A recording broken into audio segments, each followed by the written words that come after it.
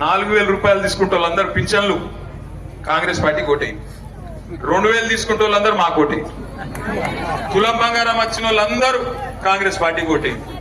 తులం బంగారం వచ్చిన వాళ్ళందరూ కాంగ్రెస్ పార్టీ కోటేయండి. కళ్యాణ లక్ష్మి వచ్చిన వాళ్ళందరూ కారు గుర్తు కోటేయండి. అట్లాగే మరి స్కూటీలు వచ్చిన వాళ్ళందరూ బ్రహ్మాండంగా కాంగ్రెస్ పార్టీ కోటేసుకొని మాకు అభ్యంతరం లేదు. కానీ రైతు బంధు వచ్చిన వాళ్ళు, బతుకమ్మ సీరియల్ తీసుకున్న వాళ్ళు మాత్రం కారు గుర్తు కొట్టేయండి. ఏ గుర్తు మనది? పక్కా కారేనా? మా పంతులు గారు ఇంకొక మాట కూడా చెప్పిండు, కాంగ్రెస్ వాళ్ళు లంగలు, ఆయన ఏం చెప్తారు, మార్కండేయ దేవుంది పెడతారు మేము గట, మడేలే దేవుంది మార్కండేయ దేవుంది పెడతారు మేము గట, పెట్టి ప్రమాణం చేయమంటారు. ఏది 1,000 రూపాయలు చేతిలో పెడతారు, ప్రమాణం చేయమంటారు. మీరు మంచిగా ఏం చేయాలంటే కళ్ళు మూసుకొని తుప్పలు తుప్పలు తుప్పలు తుప్పలు తుప్పాలు మనసు బయటికి వాడు ఏం చెప్తా చదువు ఏ కాదు. మోసాన్ని మోసంతోనే జయించాలి. వాడు 1,00,000 రూపాయలు ఇస్తే 1,000 రూపాయలు ఇస్తే మిగిలిన 99,000 ఏవిరా అని అడగద్దామా?